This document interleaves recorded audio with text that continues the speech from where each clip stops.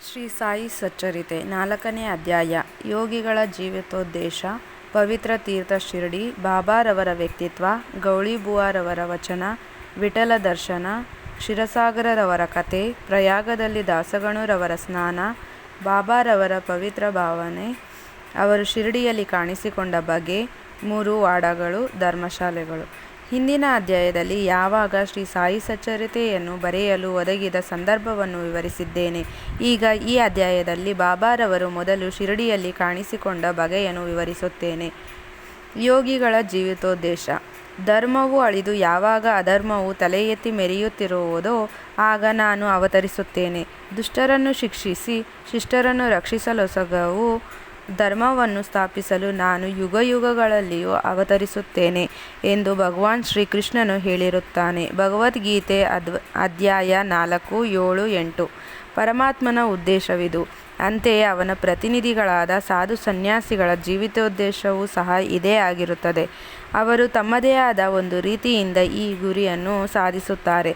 ಬ್ರಾಹ್ಮಣ, ಕ್ಷತ್ರಿಯ ಮತ್ತು ವೈಶ್ಯರುಗಳು ಯಾವಾಗ ತಮ್ಮ ಕರ್ತವ್ಯಗಳನ್ನು ಮರೆಯುತ್ತಾರೆಯೋ, ಯಾವಾಗ ಧಾರ್ಮಿಕ ನೀತಿಗಳ ಕಡೆ ಜನರು ಗಮನ ಕೊಡದೆ ತಾವೇ ಅತಿ ವಿದ್ಯಾವಂತರೆಂದು ಮೂಢಭಾವನೆಯಿಂದಿರುತ್ತಾರೆಯೋ, ಯಾವಾಗ ಜನರು ಅನೀತಿಯುತವಾದ ಆಹಾರ ಸೇವನೆ ಮತ್ತು ಮತಾನುಷ್ಠಾನವಾದ ಸಂಧ್ಯಾವಂದನೆ ಮುಂತಾದವುಗಳನ್ನು ನಿರ್ಲಕ್ಷಿಸುವರೋ, ಯಾವಾಗ ಮತೀಯ ಕಲಹಗಳು ಪ್ರಾರಂಭವಾಗುವವೋ, ಯಾವಾಗ ಯೋಗಿಗಳು ತಪಸ್ಸನ್ನಾಚರಿಸುವುದನ್ನು ಮರೆಯುವರೋ, ಯಾವಾಗ ಜನಕೋಟಿಯು ಹೊನ್ನು, ಹೆಣ್ಣು ಮತ್ತು ಸಂತತಿಯೇ ಮುಖ್ಯವೆಂದು ಮೆರೆಯುವುದೋ ಆಗ ವಚನ ಮತ್ತು ಕಾರ್ಯರೀತಿಯಿಂದ ಧರ್ಮವನ್ನು ಪುನರುದ್ಧಾರ ಮಾಡಲು ಮಹಾಯೋಗಿಗಳು ಕಾಣಿಸಿಕೊಳ್ಳುತ್ತಾರೆ.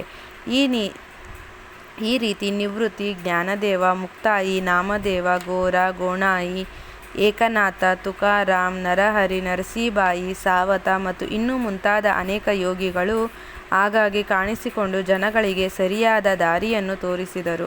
ಕೊನೆಯದಾಗಿ ಬಾಬಾರವರು ಶಿರಡಿಯಲ್ಲಿ ಕಾಣಿಸಿಕೊಂಡರು. ಶಿರಡಿ ಒಂದು ಪವಿತ್ರ ಕ್ಷೇತ್ರ. ಅನೇಕ ಮಹಾಯೋಗಿಗಳಿಗೆ ಜನ್ಮವಿತ್ತ ಅಹಮದ್ನಗರ ಜಿಲ್ಲೆಯಲ್ಲಿ ಗೋದಾವರಿ ನದಿ ತೀರವು ನಿಜಕ್ಕೂ ಅದೃಷ್ಟಶಾಲಿಯಾಗಿದೆ. ಶಿರಡಿಯೂ ಸಹ ಇದೇ ಅಹಮದ್ನಗರ ಜಿಲ್ಲೆಯಲ್ಲಿ ಕೋಪರಗಾಂವ ತಾಲೂಕಿನಲ್ಲಿದೆ. ಕೋಪರಗಾಂವದಿಂದ ಗೋದಾವರಿ ನದಿ ದಾಟಿದ ನಂತರ ಶಿರಡಿ ಬರುತ್ತದೆ. ಕೋಪರಗಾಂವದಿಂದ 9 ಮೈಲಿ ದೂರದಲ್ಲಿ ನೀಮಗಾಂವ ಇದೆ. ಅಲ್ಲಿಂದ ಶಿರಡಿಯು ಕಾಣಿಸುತ್ತದೆ. ಕೃಷ್ಣಾ ನದಿ ದಡದಲ್ಲಿರುವ ಪವಿತ್ರ ಯಾತ್ರಾ ಸ್ಥಳಗಳಾದ ಗಣಗಾಪುರ, ನೃಸಿಂಹವಾಡಿ, ಔದುಂಬರಗಳ ಹಾಗೆ ಶಿರಡಿಯೂ ಸಹ ಪವಿತ್ರ ಕ್ಷೇತ್ರ. ಮಂಗಳವೇಡೆಯಲ್ಲಿ ಶ್ರೀ ದಾಮಾಜಿ, ಸಜ್ಜನಗಡದಲ್ಲಿ ಶ್ರೀ ಸಮರ್ಥ ರಾಮದಾಸ ಮತ್ತು ನರಸು ಬಾಚಿವಾಡಿಯಲ್ಲಿ ಶ್ರೀ ನರಸಿಂಹ ಸರಸ್ವತಿಗಳು ಪ್ರಸಿದ್ಧರಿದ್ದಂತೆ ಶಿರಡಿಯಲ್ಲಿ ಶ್ರೀ ಸಾಯಿಬಾಬಾರವರು ಪ್ರಸಿದ್ಧರಾಗಿದ್ದರು. ಶ್ರೀ ಸಾಯಿಬಾಬಾರವರ ವ್ಯಕ್ತಿತ್ವ. ಶ್ರೀ ಸಾಯಿಬಾಬಾರವರ ಸಂಪರ್ಕದಿಂದ ಶಿರಡಿ ಪ್ರಸಿದ್ಧಿಯನ್ನು ಪಡೆಯಿತು. ಈಗ ಶ್ರೀ ಬಾಬಾರವರು ಎಂತಹ ಮಹಾನುಭಾವ ವ್ಯಕ್ತಿ ಎಂಬುದನ್ನು ನೋಡೋಣ. ದಾಟಲು ಕಠಿಣವಾದ ಭವಸಾಗರವನ್ನು ಜಯಿಸಿದವರು. ಶಾಂತಿಯೇ ಆಭರಣವಾಗಿ ಸತ್ವಶೀಲರಾಗಿದ್ದರು. ವೈಷ್ಣವ ಭಕ್ತರ ತವರು ಮನೆಯಾಗಿದ್ದರು. ಕರ್ಣಾನೋಪಾದಿಯಲ್ಲಿ ದಾನಶೂರರಲ್ಲಿ ಅಗ್ರಗಣ್ಯರಾಗಿದ್ದರು. ಕ್ಷಣಿಕ ಮತ್ತು ಕ್ಷುಲ್ಲಕ ವಸ್ತುಗಳ ಕಡೆಗೆ ಗಮನ ಕೊಡದೆ ಯಾವಾಗಲೂ ಸ್ವಾನುಭವದಲ್ಲಿ ತಲ್ಲೀನರಾಗಿದ್ದರು. ಅವರಿಗೆ ಪ್ರಾಪಂಚಿಕ ಅಭಿಲಾಷೆ ಇರಲಿಲ್ಲ. ಅವರ ಅಂತರಂಗವು ಶುದ್ಧ ಕನ್ನಡಿಯಂತಿತ್ತು. ಅವರ ವಚನಗಳಲ್ಲಿ ಯಾವಾಗಲೂ ಸುಧೆಯು ಧಾರಾಕಾರವಾಗಿ ಹರಿಯುತ್ತಿತ್ತು. ಬಡವರಾಗಲಿ ಬಲ್ಲಿದವರಾಗಲಿ ಅವರಲ್ಲಿ ಎಲ್ಲರೂ ಒಂದೇ. ಮಾನಾಪಾನಗಳ ಕಡೆಗೆ ಗಮನವಿಡುತ್ತಿರಲಿಲ್ಲ. ಸರ್ವರಿಗೂ ಶ್ರೇಷ್ಠರಾಗಿದ್ದವರು. ಸರ್ವರೊಡನೆಯೂ ಕಲಿತು ಅವರೊಂದಿಗೆ ಕೂಡಿ ಹಾಡುಗಳನ್ನು ಹಾಡುತ್ತಾ ಸಂತೋಷದಿಂದಿರುತ್ತಿದ್ದರು. ಅಲ್ಲಾಹನ ಹೆಸರನ್ನು ಯಾವಾಗಲೂ ಉಚ್ಚರಿಸುತ್ತಿದ್ದರು. ಆದರೂ ಸಮಾಧಿಯಿಂದ ಒಂದಂಗುಲವೂ ಕದಲುತ್ತಿರಲಿಲ್ಲ. ಪ್ರಪಂಚವೆಲ್ಲವೂ ನಿದ್ರೆಯಲ್ಲಿದ್ದಾಗ ಎಚ್ಚರವಾಗಿಯೂ ಮತ್ತು ಎಚ್ಚರವಾಗಿದ್ದಾಗ ಅವರು ನಿದ್ರೆ ಮಾಡುತ್ತಲೂ ಇದ್ದರು. ಅವರ ನಿಜವಾದ ವಾಸಸ್ಥಾನ, ನಡೆ, ನುಡಿ ಇವು ಇಂತಹವೇ ಎಂದು ನಿರ್ಧರಿಸಲಾಗುತ್ತಿರಲಿಲ್ಲ.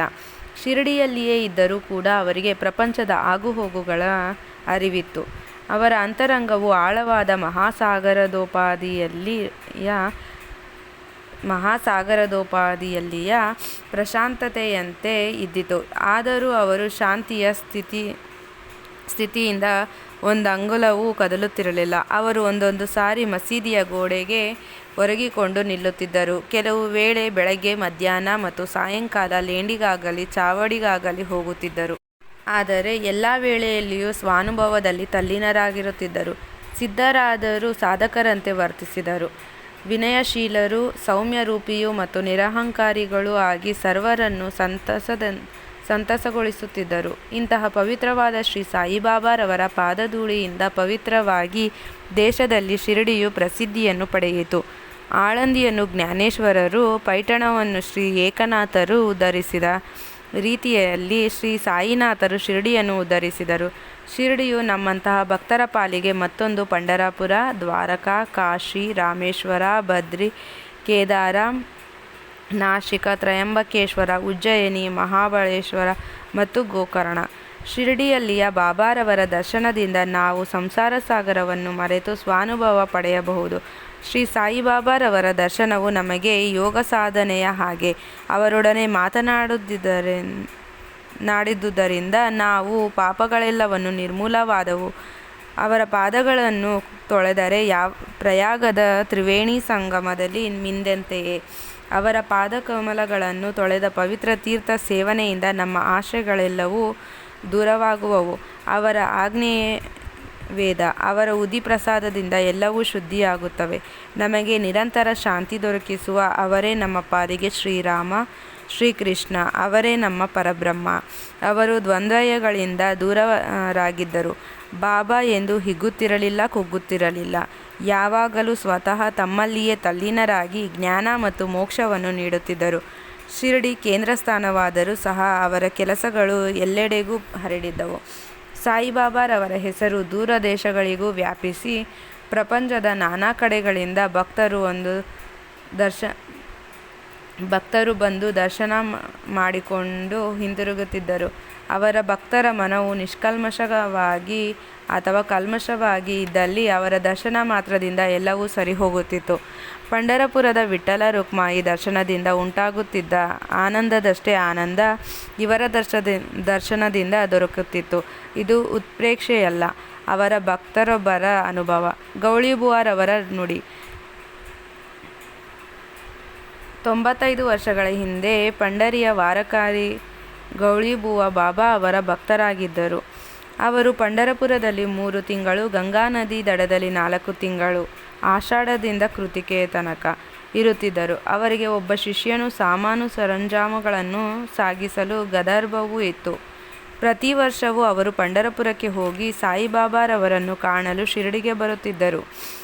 ಅವರು ಬಾಬಾರವರನ್ನು ದೃಷ್ಟಿಸಿ ನೋಡಿ, ಇವರು ದಯಾಳುವಾದ ಆ ಪಂಢರಿನಾಥ ವಿಠ್ಠಲನ ಅವತಾರ ಎಂದು ಹೇಳುತ್ತಿದ್ದರು.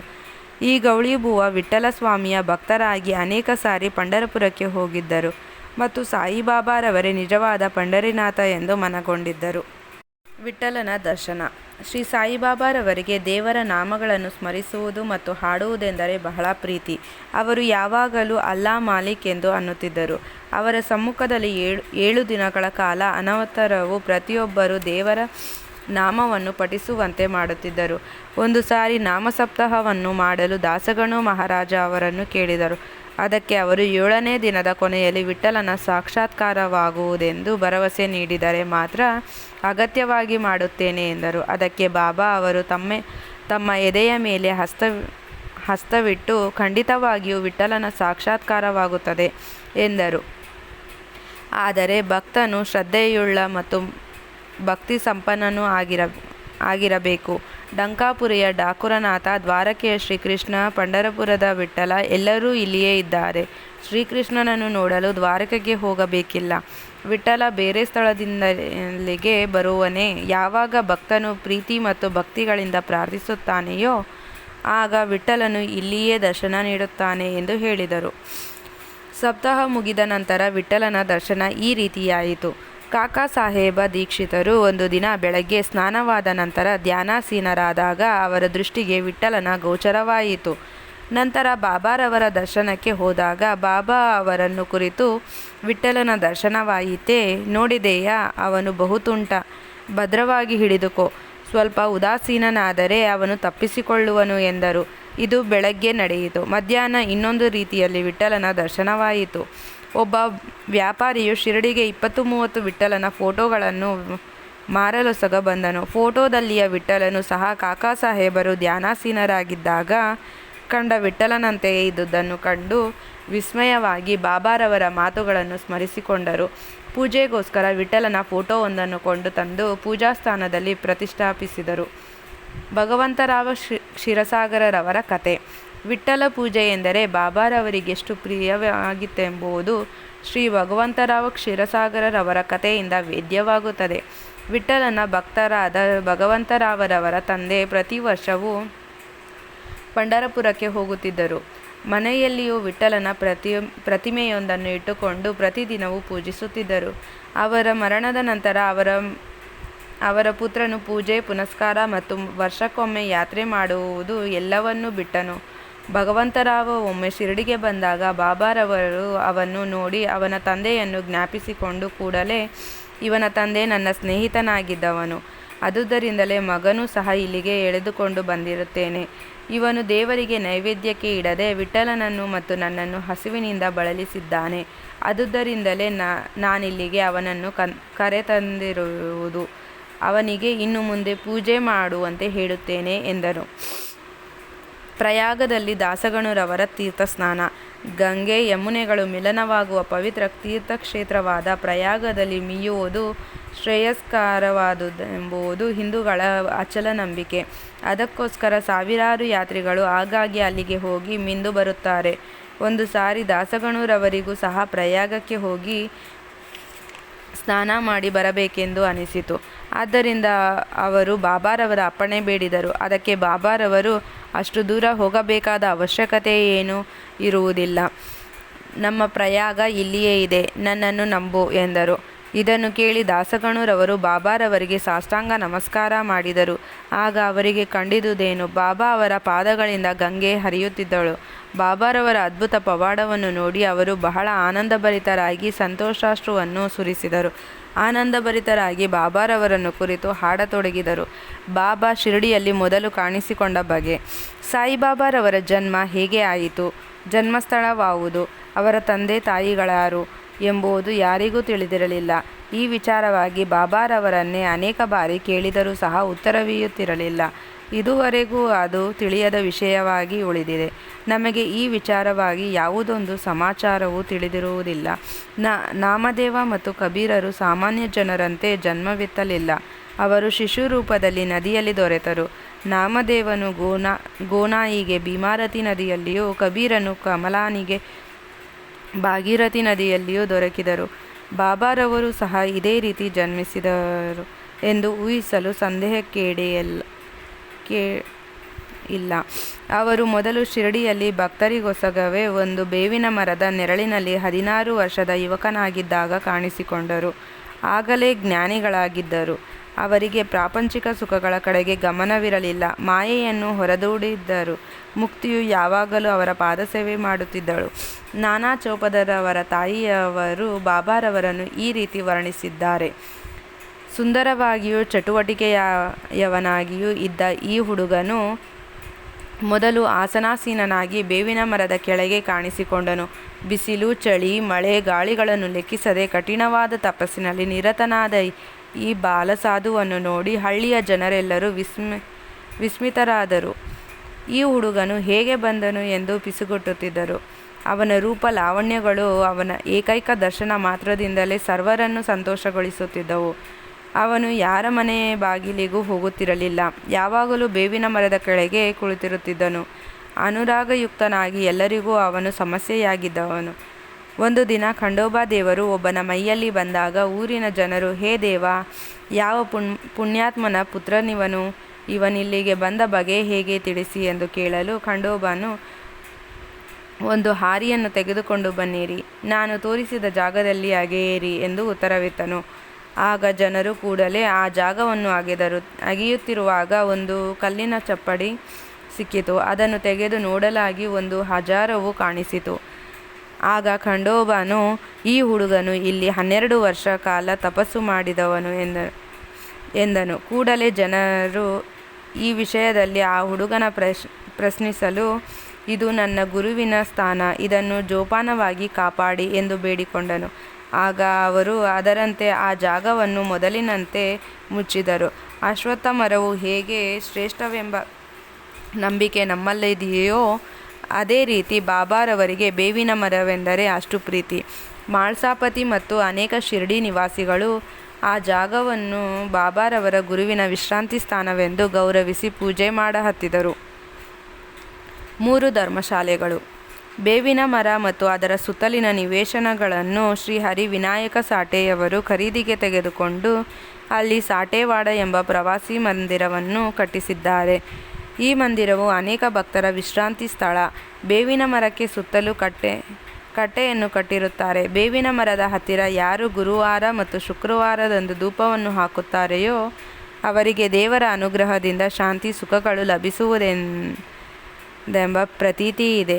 ಈ ಮಂದಿರವು ಬಹಳ ಹಳೆಯದಾಗಿದ್ದುದರಿಂದ ಸಂಸ್ಥಾನದವರು ಅದನ್ನು ಸರಿಪಡಿಸಿ ಸ್ವಚ್ಛವಾಗಿ ಶುಚಿಯಾಗಿಟ್ಟಿರುತ್ತಾರೆ. ಸಾಠೇವಾಡ ಕಟ್ಟಿದ ಸ್ವಲ್ಪ ದಿನಗಳಲ್ಲಿಯೇ ದೀಕ್ಷಿತವಾಡ ನಿರ್ಮಿತವಾಯಿತು. ಮುಂಬಯಿಯ ಸಲಹಾ ವಕೀಲರಾದ ಕಾಕಾ ಸಾಹೇಬ ದೀಕ್ಷಿತರವರು ಒಮ್ಮೆ ಲಂಡನಿಗೆ ಹೋಗಿದ್ದಾಗ ಒಂದು ಅಪಘಾತದ ಪ್ರಯುಕ್ತ ಕಾಲುಗಳಿಗೆ ಏಟು ಬಿದ್ದು ಯಾವುದರಿಂದಲೂ ಸರಿ ಹೋಗಲಿಲ್ಲ. ನಾನಾ ಸಾಹೇಬ ಚಾಂದರಕೋರ ಅವರು ಸಾಯಿಬಾಬಾರವರ ದರ್ಶನ ಪಡೆಯುವಂತೆ ಪ್ರೇರೇಪಿಸಿದರು. ಅದರಂತೆ ಅವರು 1909ರಲ್ಲಿ ಸಾಯಿಬಾಬಾರವರ ದರ್ಶನ ಪಡೆದರು. ಮನೋರೋಗವನ್ನು ನಿವಾರಣೆ ಮಾಡಿ ಎಂದು ಬೇಡಿಕೊಂಡರು. ಬಾಬಾರವರ ದರ್ಶನದಿಂದ ತೃಪ್ತರಾಗಿ ಶಿರಡಿಯಲ್ಲಿ ನೆಲೆಸಬೇಕೆಂದು ಮನಸ್ಸು ಮಾಡಿದರು. ಶಿರಡಿಯಲ್ಲಿ ಭಕ್ತರಿಗೊಂದು ಮಂದಿರವನ್ನು ಕಟ್ಟಿಸಿ ತಾವು ಒಂದು ಮನೆಯನ್ನು ಕಟ್ಟಿಸಿಕೊಂಡರು. ಇದು ಆರಂಭವಾಗಿದ್ದು ದಿನಾಂಕ 10/12/1910ರಂದು. ಅದೇ ದಿನ 2 ಮುಖ್ಯ ಘಟನೆಗಳು ಜರುಗಿದವು. ಶ್ರೀ ದಾದಾ ಸಾಹೇಬ ಕಾರ್ಪಾಡೆಯವರಿಗೆ ಮನೆಗೆ ಹೋಗಲು ಅನುಮತಿ ದೊರಕಿತು. ಚಾವಡಿಯಲ್ಲಿ ರಾತ್ರಿ ಆರತಿ ಆರಂಭವಾಯಿತು. ಈ ದೀಕ್ಷಿತವಾಡೆಯು 1911ನೇ ವರ್ಷದಲ್ಲಿ ಶ್ರೀರಾಮನವಮಿಯ ದಿನ ಉದ್ಘಾಟಿಸಲ್ಪಟ್ಟಿತು. 3ನೆಯ ಮಂದಿರವು ನಾಗಪುರದ ಲಕ್ಷಾಧೀಶರಾದ ಶ್ರೀ ಬೂಟಿಯವರ ಸಹಾಯದಿಂದ ನಿರ್ಮಿತವಾಯಿತು. ಇದಕ್ಕೆ ಲಕ್ಷಾಂತರ ರೂಪಾಯಿಗಳನ್ನು ಖರ್ಚು ಮಾಡಿದರು. ಈ ಮಂದಿರವು ಶ್ರೀ ಸಾಯಿಬಾಬಾರವರ ದೇಹವು ವಿಶ್ರಾಂತಿ ಪಡೆಯುತ್ತಿರುವುದರ ಭವನ ನಿರ್ಮಾಣಕ್ಕೆ ವಿನಿಯೋಗಿಸಿದ ಹಣವು ಸದ್ವಿನಿಯೋಗವಾಯಿತೆಂದೇ ಹೇಳಬಹುದು. ಈ ಮಂದಿರವೇ ಈಗಿನ ಸಮಾಧಿ ಮಂದಿರ. ಈ ಮಂದಿರದ ನಿವೇಶನದಲ್ಲಿ ಬಾಬಾರವರು ಪ್ರತಿದಿನವೂ ನೀರೆರೆದು ಒಂದು ತೋಟ ನಿರ್ಮಿಸಿದ್ದರು. ವಾಮನ ತಾತ್ಯ ಅವರ ಸಹಾಯದಿಂದ ತೋಟವನ್ನು ನೋಡಿಕೊಳ್ಳುತ್ತಿದ್ದ ಬಗೆ, ಪುನಃ ಚಾಂದ್ ಪಾಟೀಲರವರ ಮದುವೆ ನಿಬಣ್ಣದ ಸಂಗಡ ಶಿರಡಿಗೆ ಬಂದ ರೀತಿ, ಮೊಹಿದ್ದೀನ್ ತಾಂಬೋಳಿ ಅವರೊಡನೆ ಕುಸ್ತಿ ಆಡಿದುದು, ಇನ್ನೂ ಮುಂತಾದ ವಿಚಾರಗಳ ಬಗ್ಗೆ ಮುಂದಿನ ಅಧ್ಯಾಯದಲ್ಲಿ ವಿವರವಾಗಿ ಪ್ರಸ್ತಾಪಿಸುತ್ತೇನೆ. ಶ್ರೀ ಸಾಯಿ ಪ್ರಣಾಮ.